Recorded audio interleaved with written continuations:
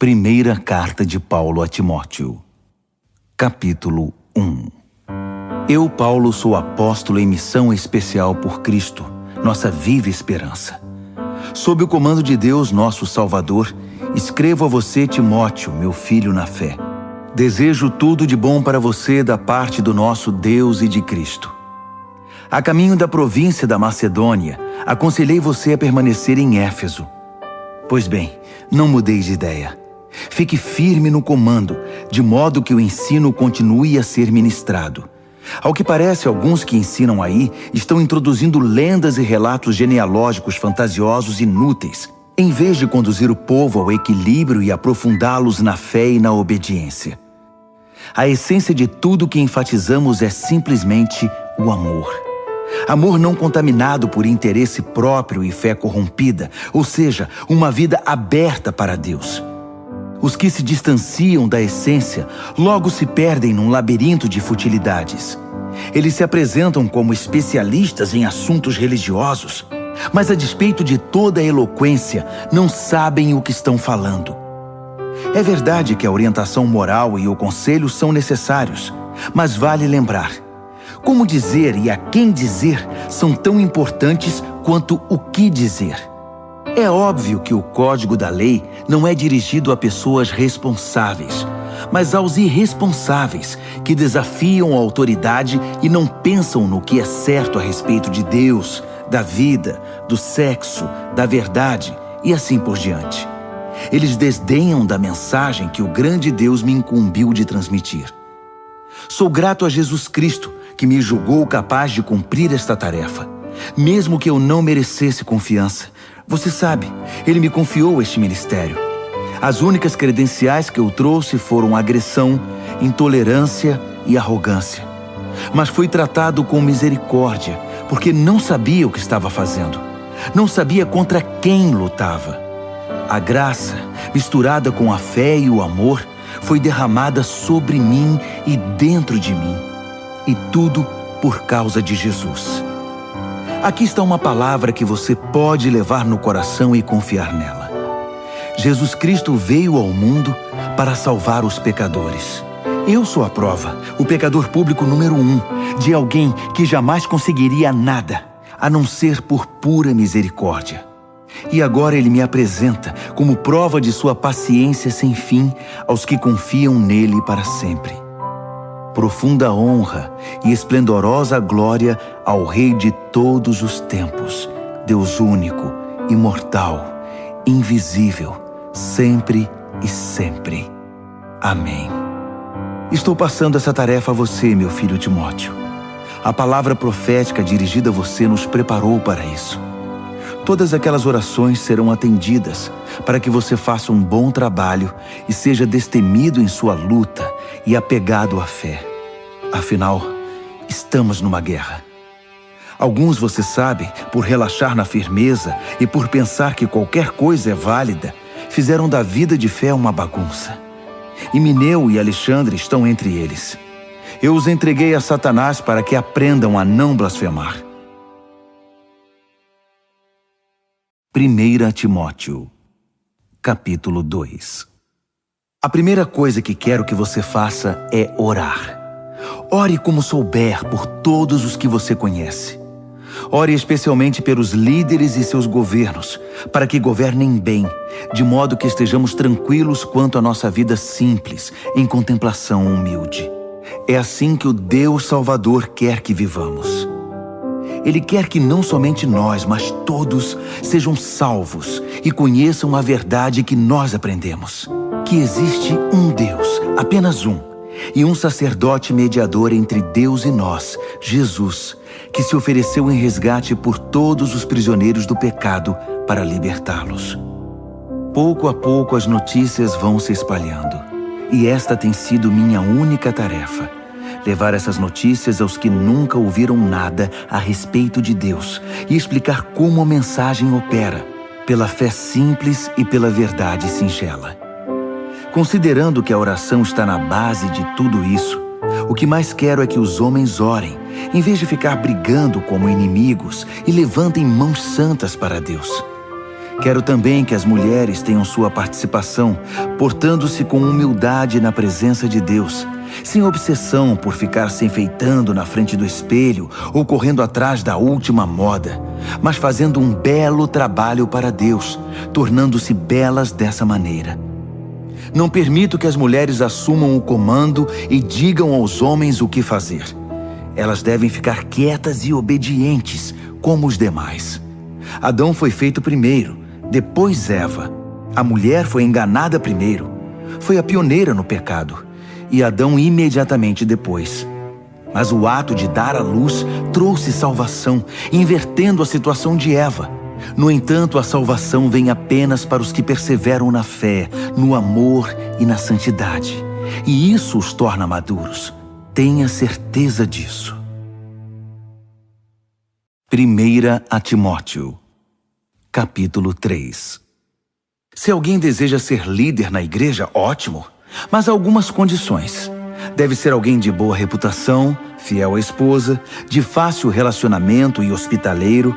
Deve entender do que fala, não ser muito chegado em vinho e não ser controlador, mas gentil. Não deve ser sensível demais a críticas, nem movido pela ganância. Deve administrar bem seus negócios, ser atencioso para com os filhos e respeitado por eles. Pois se alguém não é capaz de lidar com os próprios negócios, como poderá cuidar da igreja de Deus? Não deve ser novato na fé, para que a posição não suba a cabeça e assim não caia na armadilha do diabo. O mesmo vale para os que querem servir em outras funções na igreja. Cristãos sérios, sem falsidade e não muito chegados em vinho, e que não estejam no ministério pensando em ganho pessoal. Devem ter respeito pelo mistério da fé, não usando a posição em proveito próprio. Eles devem ser testados. Se mostrarem que são capazes, que assumam sua função.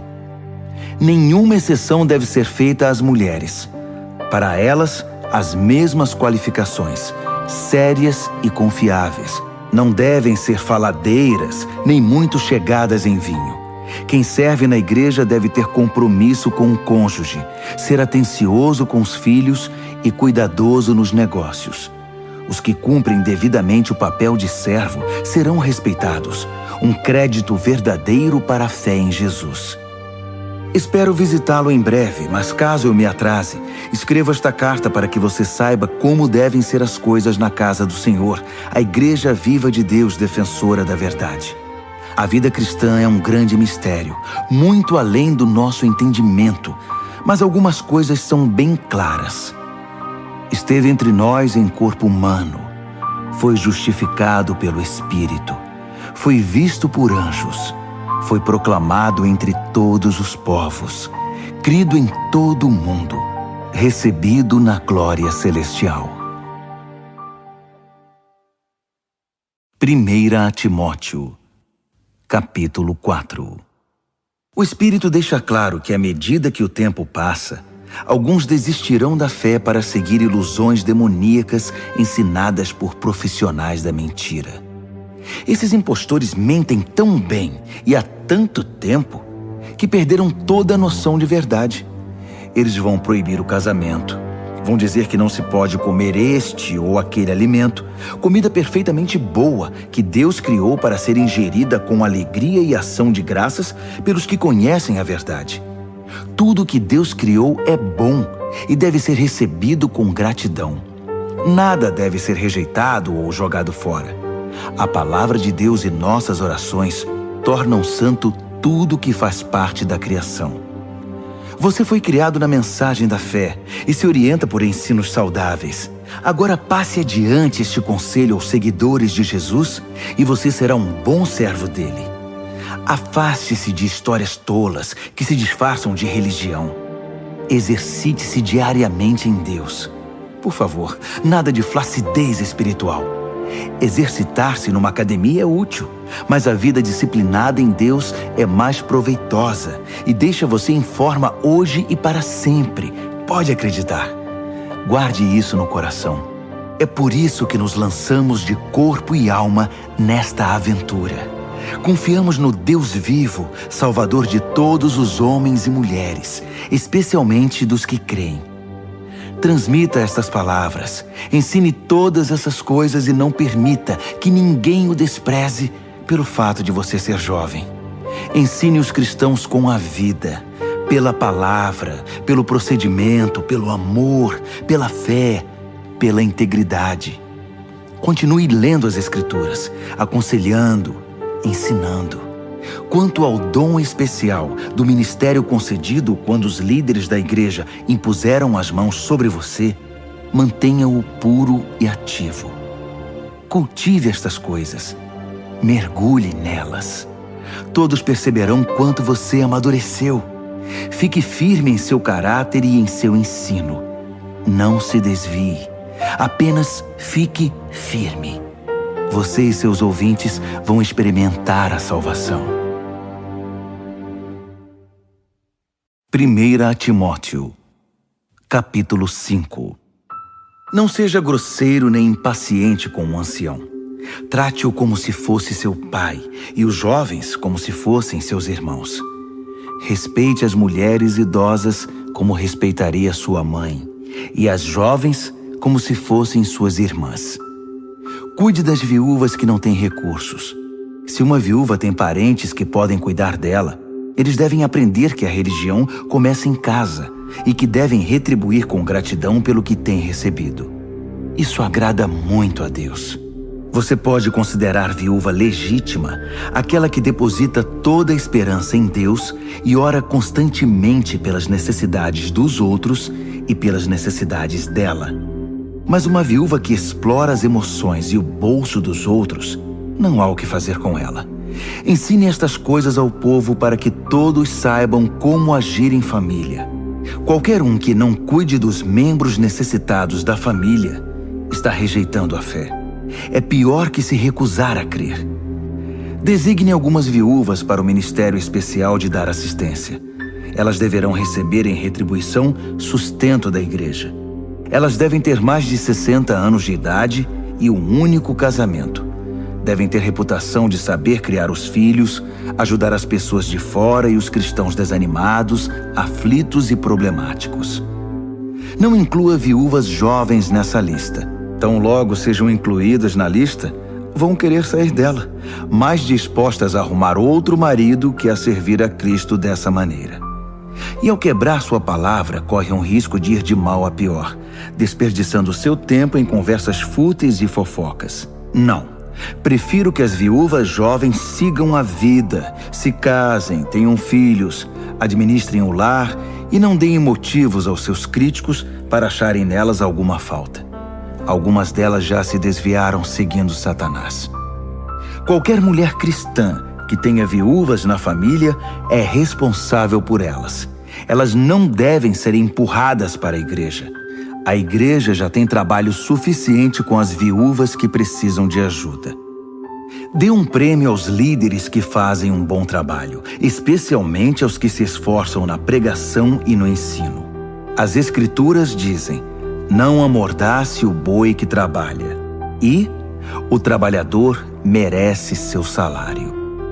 Não dê ouvidos a nenhuma reclamação contra um líder que não seja apoiada por 2 ou 3 testemunhas idôneas.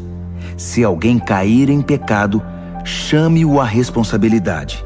Os que estiverem inclinados a fazer o mesmo irão aprender a lição. Deus, Jesus e os anjos me apoiam nessas instruções. Cumpra-as sem parcialidade e sem partidarismo. Não se precipite em indicar alguém para cargos de liderança na igreja. Se alguém estiver envolvido num pecado grave, você não vai querer se tornar cúmplice involuntário, não é? De qualquer maneira, cuide muito bem de você mesmo. Não se importe muito com o que os críticos vão dizer. Siga em frente e beba um pouco de vinho, por exemplo. É bom para a digestão e um bom remédio para o mal que aflige você. Certos pecados são grosseiros e devem ir direto a julgamento. Os pecados de alguns só se manifestam muito tempo depois. O mesmo acontece com as boas obras. Algumas são evidentes, mas nenhuma delas permanece oculta para sempre. 1 Timóteo, capítulo 6.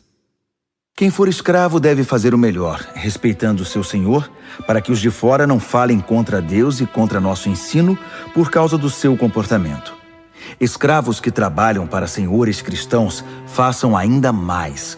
Os senhores deles são também seus irmãos amados. Esses são os assuntos que eu quero que você ensine e pregue. Se algum líder começar a ensinar outra coisa, rejeitando as palavras sólidas do Senhor Jesus e nossa instrução piedosa, diga o que eles são: rios poluídos de ignorância que contaminam tudo com inveja, controvérsia, maledicência e fofocas. De vez em quando há uma epidemia de traição, e a verdade passa a ser apenas uma lembrança remota. Eles pensam que a religião é um meio de conseguir lucro rápido. Uma vida consagrada traz lucro, mas esse lucro é a rica simplicidade de ser você mesmo na presença de Deus. Considerando então que entramos no mundo sem um centavo e que sairemos dele sem nada, se temos pão na mesa e sapatos nos pés, é o bastante. Mas o líder que está apenas atrás de dinheiro se destruirá rapidamente. A cobiça por dinheiro traz problemas, apenas problemas. Depois de entrar por esse caminho, alguns se desviam inteiramente da fé e amargam seu arrependimento pelo resto da vida.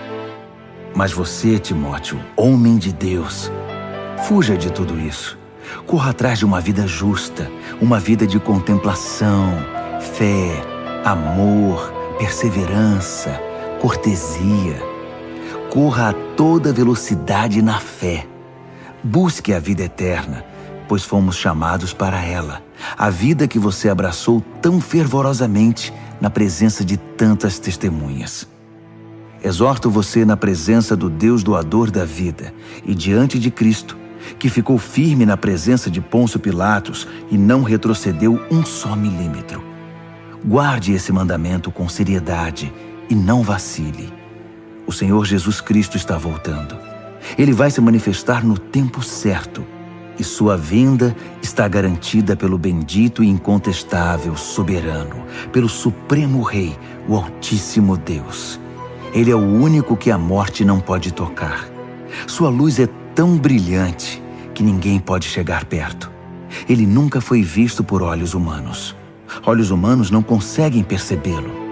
A ele toda a honra e o domínio eterno.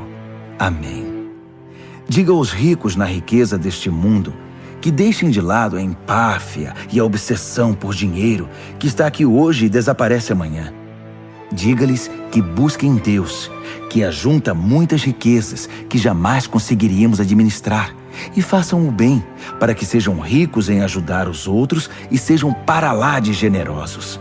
Se agirem assim, irão ajuntar um tesouro que vai permanecer, e ainda obterão a vida que é a verdadeira vida. Quanto a você, meu prezado Timóteo, guarde o tesouro que recebeu. Guarde-o com sua vida. Evite a religião de aparências e a confusão praticada pelos que se denominam sábios.